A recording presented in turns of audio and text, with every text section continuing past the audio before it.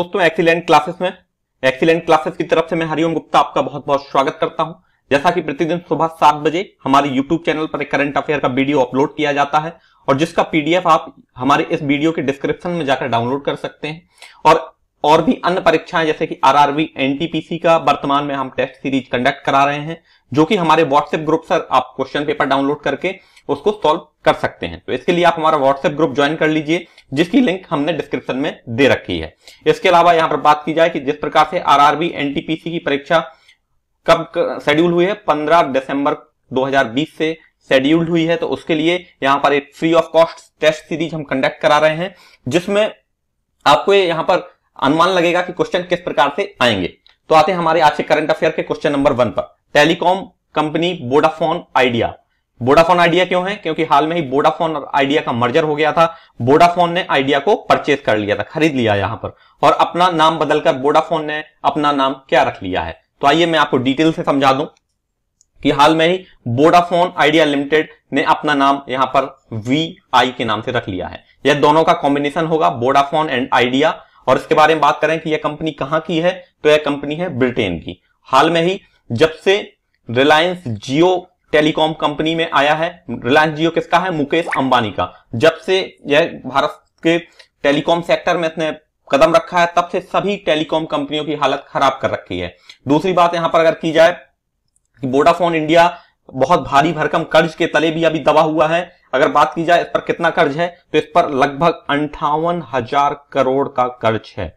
और इतना बड़ा कर्ज चुकाने के लिए इस पर यहां पर हाल में ही कोर्ट ने इस पर किस्तें लगा दी थी और 7,854 करोड़ है अभी तक पे कर चुका है, और इतना भारी भरकम कर्ज उसे अभी तक चुकाना है। यह कहां की कंपनी है? यह कंपनी है ब्रिटेन की।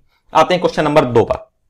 क्वेश्चन नंबर 2 हमारा defence research development organisation DRDO से है, और यह क्वेश्चन आने वाले परीक्षा के लिए बहुत ही इंपॉर्टेंट होगा। हाल में ही हमारे देश के प्रधानमंत्री ने ट्वीट करके जानकारी दी थी कि DRDO ने एक हाइपरसोनिक टेक्नोलॉजी, इसके बारे में मैं आपको डिटेल से बताऊंगा कि हाइपरसोनिक टेक्नोलॉजी होती क्या है, और इसका हाल में ही डेमोन्स्ट्रेशन व्हीकल का परीक्षण किया गया, और इससे किस इंजन का प्रयोग किया गया, इसके बारे में आपको राइट आंसर देना है। यह क्वेश्चन दूसरी तरीके से भी पूछा जा सकता है कि DRDO ने हाइपरसोनिक टेक्नोलॉजी डेमोन्स्ट्रेशन व्हीकल का सफल परीक्षण किया, इसमें किस इंजन का उपयोग किया गया।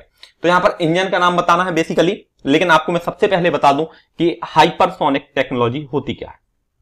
तो हाइपरसोनिक को आप समझने के लिए दोनों वर्डों को अलग अलग समझिए, हाइपर और सोनिक। सोनिक मीन्स होता है ध्वनि की चाल, और ध्वनि की चाल कितनी है? 332 मीटर पर सेकेंड इन एयर। और यहां पर बात की जाए कितने गुनी है, तो यह 6 गुनी है। और इसकी स्पीड, व्हीकल की स्पीड कितनी है, तो यहां से हम कैलकुलेट कर सकते हैं 7,408 किलोमीटर पर आवर की स्पीड इसके पास होगी। और यह चमत्कार करने वाला दुनिया का चौथा देश बना है हमारा देश भारत। अब यहां पर बात की जाए कौन सा इंजन इसमें प्रयोग किया गया, तो इंजन प्रयोग किया गया स्क्रैमजेट। अब आइए मैं आपको इस हाइपरसोनिक टेक्नोलॉजी व्हीकल की फोटो दिखाता हूं ताकि आपको ये चीजें याद हो सकें। तो ये रही आपकी स्क्रीन पर इसकी फोटो। हाल में इसका परीक्षण कहां किया गया, यह भी एक इंपॉर्टेंट क्वेश्चन हो सकता है। तो यह क्वेश्चन का राइट आंसर है ओडिशा के बालासोर में स्थित APJ अब्दुल कलाम टेस्टिंग द्वीप में। APJ अब्दुल कलाम, इस क्वेश्चन को आप नोट कर लीजिए, एक क्वेश्चन आने वाले एग्जाम के लिए बहुत ही इंपॉर्टेंट होगा। और इसके बारे में अगर बात की जाए कि DRDO ने टेक्नोलॉजी रसिया के हेल्प से किया है, और स्क्रैमजेट इंजन होते क्या हैं, तो यह व्हीकल इंजन की स्पीड से, जो हमारी स्पीड है, ध्वनि की स्पीड है, इससे 6 गुना तेजी की रफ्तार से एक कार्य करने वाला इंजन है। और अभी बेसिकली क्या है कि यहां पर अभी ये कार्य कंप्लीट नहीं हुआ है, अभी ओनली इंजन यहां पर डेवलप हुआ है। मिसाइल पर काम अभी भी चल रहा है, मिसाइल विल डेवलप आफ्टरवर्ड। तो यहां इसकी जानकारी किसने दी? इसकी जानकारी प्रधानमंत्री मोदी, रक्षा मंत्री राजनाथ सिंह और DRDO के ऑफिशियल ट्वीट चैनल से इसे ट्वीट किया गया। अब यह आत्मनिर्भर भारत के लिए एक बड़ा स्टेप माना जा रहा है। आते हैं नेक्स्ट क्वेश्चन पर। क्वेश्चन नंबर 3 है, लंदन में मेमोरियल प्लेक पाने वाली भारतीय मूल की महिला कौन है? तो बेसिकली यहां पर हाल में ही नूर इनायत खान को इस पुरस्कार से नवाजा गया है। लंदन में मेमोरियल पट्टिका पाने वाली भारतीय मूल की महिला बनी है नूर इनायत खान।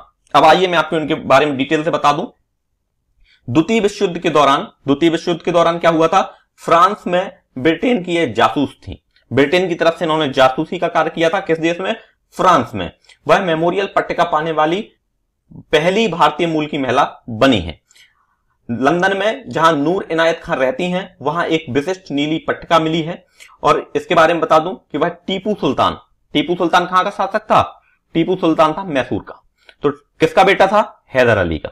ये हिस्ट्री के वीडियोस में हम कवर कर चुके हैं। अगर आपने हिस्ट्री के वीडियो नहीं देखे हैं तो प्लेलिस्ट जाकर आप देख सकते हैं, जिसमें हम स्टेप बाय स्टेप सारे वीडियोस में सारे कंसेप्ट क्लियर किए हैं।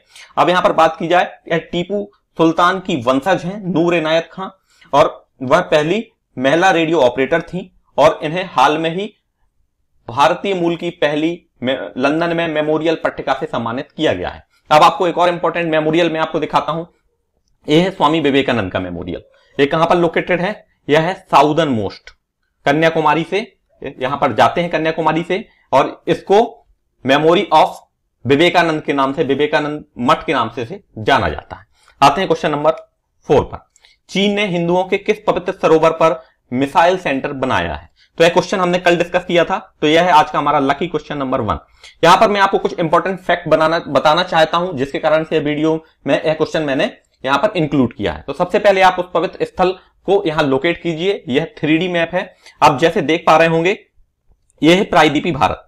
प्रायद्वीपी भारत का यह हिस्सा है, और यहां पर यह है हिमालय। जो उभरा हुआ भाग देख रहे हैं, यह है हिमालय। हिमालय इस तरह से आगे बढ़ता है। और यहां पर बात की जाए, इस एरिया में तिब्बत लोकेटेड है ऊपर। और तिब्बत में क्या है?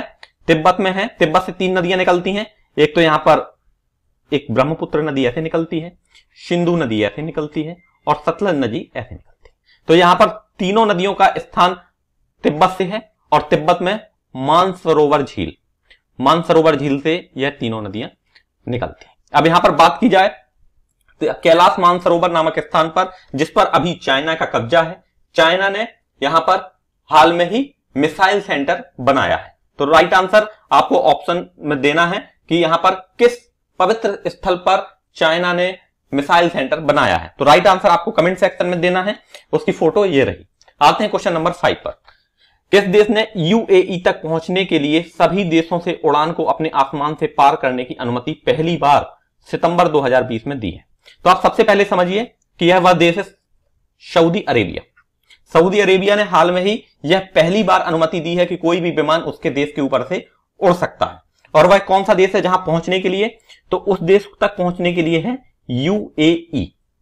हम क्वेश्चन में देखें, यूएई तक पहुंचने के लिए। अब कोई भी अगर देश यूएई तक पहुंचना चाहता है तो उसे सऊदी अरेबिया से पार करना पड़ेगा। तो इसके लिए हाल में ही सऊदी अरेबिया ने पहली बार इसकी परमिशन दी है। और यूएई कहां है मैप में? तो ये रहा यूएई। और यूएई का मिशन होप के बारे में हमने हाल में ही डिस्कस किया था। मिशन होप क्या है? इसका मार्स मिशन है। अब यहां पर बात की जाए, यूएई ने यहां पर रिक्वेस्ट की थी सऊदी अरेबिया से, और सऊदी अरेबिया इसके लिए मान गया है। अब यहां पर बात की जाए, कुछ दिन पहले सऊदी अरब ने इजराइल की पहली सीधी जो कॉमर्शियल फ्लाइट थी उसे यूएई तक पहुंचने के लिए हवाई क्षेत्र की अनुमति दे दी थी। अब यह उसने सभी के लिए खोल दिया है। तो राइट आंसर है ऑप्शन नंबर डी।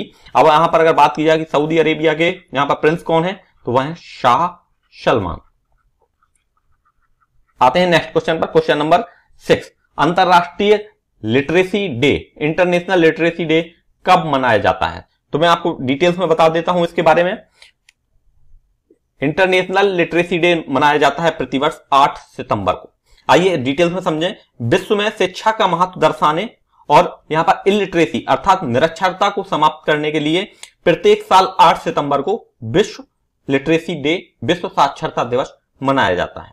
और 2020 में इसकी थीम पूछी जा सकती है, तो इसकी थीम है साक्षरता, शिक्षण और कोविड-19 संकट में। इसे परखने के लिए यहां पर थीम है literacy teaching and learning of कोविड-19 क्राइसिस बियॉन्ड। कोविड-19 की जैसी विशिष्ट परिस्थिति में यहां पर शिक्षा का महत्व समझाने के लिए हाल में ही यह अंतरराष्ट्रीय लिटरेसी डे मनाया गया। आते हैं क्वेश्चन नंबर 7 पर। प्रोडक्ट डिजाइन और डेवलपमेंट फर्म क्लेडिस्कोप इनोवेशन का अधिग्रहण किस कंपनी ने किया है? तो कोविड-19 में, कोरोना महामारी में बहुत सी प्राइवेट कंपनीज की हालत यहां पर खराब हो गई है। बहुत सी बड़ी बड़ी कंपनियां घाटे में चली गई हैं, और हाल में ही क्लोविड इनोवेशन को खरीद लिया है इन्फोसिस ने। ये बड़ी बड़ी कंपनियां हैं जो छोटी, जिस प्रकार से समुद्र में बड़ी मछली छोटी मछली को खा जाती है, जैसा ही मौका आता है उसी प्रकार से कोरोना के महान भीषण तबाही में छोटी छोटी कंपनियां क्लाइडेस्कोप को इन्फोसिस ने खरीद लिया है। एक क्लाइडेस्कोप बेसिकली यूएसए आधारित फर्म है, यूएसए में है इसका हेडक्वार्टर। और बात की जाए इन्फोसिस डिजाइन और इंजीनियरिंग के व्यापक विविध टेक्नोलॉजी को अधिग्रहण कर लिया है। इसके इन्फोसिस के बारे में आपको मैं डिटेल से बताऊं, सबसे पहले आप क्लाइडेस्कोप इनोवेशन के बारे में देखिए। यहां पर इन्फोसिस के जो सीईओ हैं वह हैं सलिल पारेख, और इसका मुख्यालय कहां पर है? इसका मुख्यालय है बेंगलुरु कर्नाटका में। तो ऑप्शन नंबर ए यहां पर सही है। आते हैं question number 9। Formula 1 Italian grand prix, formula 1 racing कहां की? इटली की। इसके ग्रैंड प्रिक्स 2020 के विजेता कौन रहे हैं? तो यहां पर उनका राइट आंसर बताना है। तो आइए सबसे पहले मैं आपको फोटो दिखाता हूं।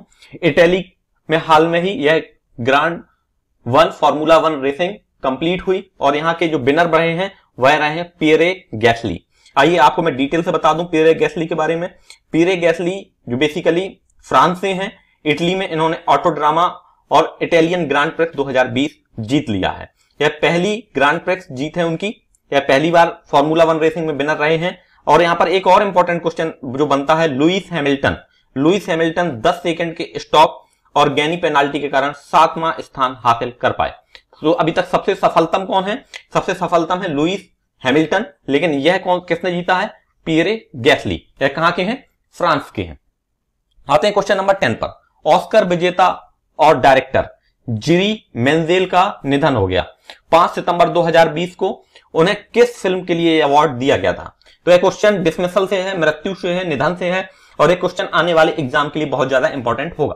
तो इनका राइट आंसर है option number A, closely watch train. Option number A यहां पर सही है। अब यहां पर पूछा जाए कि इन्हें यह अवार्ड कब दिया गया, तो यह अवार्ड इन्हें मिला था 1968 में। और यहां पर बात की जाए यह किस देश के रहने वाले थे, तो यह रहने वाले थे चेस्कोलिविया के। और इन्हें कितने वर्ष में, इनकी आयु में, उम्र में कितना निधन हुआ है? 80 ईयर्स की एज में इनका निधन हो गया है। तो यह था इनका जिरी मेंजेल से जुड़े हुए इंपॉर्टेंट फैक्ट। आते हैं आज के क्वेश्चन नंबर 11 पर। क्वेश्चन नंबर 11 है यहां पर हमारा सांख्यिकी और कार्यक्रम कार्यान्वयन मंत्रालय, जिसको शॉर्ट में बोलते हैं MOSPI, ministry of static and programme implementation की सचिव के रूप में किसे नियुक्त किया गया है? तो डियर एस्पायरेंट, हाल में ही इन्हें नियुक्त किया गया है Chhatrapati Shivaji. Option number C यहां पर सही है। इनके बारे में आपको डिटेल से बता दूं, छत्रपति शिवाजी को हाल में ही ministry of static and programme implementation इसका सचिव नियुक्त किया गया है। यह बेसिकली IAS अधिकारी हैं। किस बैच के IAS अधिकारी हैं? 1986 बैच के। 1986 बैच के IAS अधिकारी हैं। केंद्र सरकार ने उन्हें भारत का प्रमुख सांख्यिकीविद नियुक्त किया है। तो ऑप्शन नंबर सी यहां पर सही है। आते हैं क्वेश्चन नंबर 12 पर। Federation of automobile dealers association FADA ने किसे नया अध्यक्ष नियुक्त किया है? तो सबसे पहले हम समझते हैं FADA अर्थात federation of automobile dealers association क्या है। तो जो भी ऑटोमोबाइल्स के डीलर्स होते हैं, अर्थात जिनका कार ऑटोमोबाइल बेचना है, उनका फेडरेशन है अर्थात संगठन है। और उनके संगठन ने हाल में ही एक अध्यक्ष नियुक्त किया है। तो आइए मैं आपको समझा दूं सबसे पहले कि फेडरेशन ऑफ ऑटोमोबाइल में सभी प्रकार के 2 व्हीलर्स, 4 व्हीलर्स, 3 व्हीलर्स, जो भी ऑटोमोबाइल्स इंडस्ट्रीज के यहां पर डीलर्स हैं, उनका हाल में ही यहां पर अध्यक्ष चुना गया है। Option number B, Vinkesh Gulati को। तो ऑप्शन नंबर बी यहां पर सही है। Vinkesh Gulati is appointed as the new president of FADA। आते हैं नेक्स्ट क्वेश्चन पर। देश की पहली महिला एम्बुलेंस चालक के तौर पर M वीरलक्ष्मी को किस राज्य में नियुक्त किया गया है? यह क्वेश्चन बहुत ही इंपॉर्टेंट है, आने वाले एग्जाम के लिए इंपॉर्टेंट है। यह वोमेन एम्पावरमेंट से क्वेश्चन है और हाल में ही इन्हें नियुक्त किया गया है किस राज्य में? यह क्वेश्चन मैंने फिर से इंक्लूड किया है। इन्हें नियुक्त किया गया है तमिलनाडु से। तमिलनाडु से हैं बेसिकली है। और तमिलनाडु के हमारे मुख्यमंत्री कौन है? के पलानीस्वामी। के पलानीस्वामी ने वहां पर एम्बुलेंस सर्विस को इंप्रूवमेंट करने के लिए यह सुविधा हाल में ही शुरू की है। और M Veeralakshmi is appointed as the first ambulance driver of India. तो यह इनका इंपॉर्टेंट क्वेश्चन था वुमेन एम्पावरमेंट से। आते हैं नेक्स्ट क्वेश्चन पर। स्वास्थ्य एवं परिवार कल्याण मंत्रालय की सचिव रह चुकी प्रीति सूदन किस अंतरराष्ट्रीय संगठन पैनल की अहम जगह मिली है।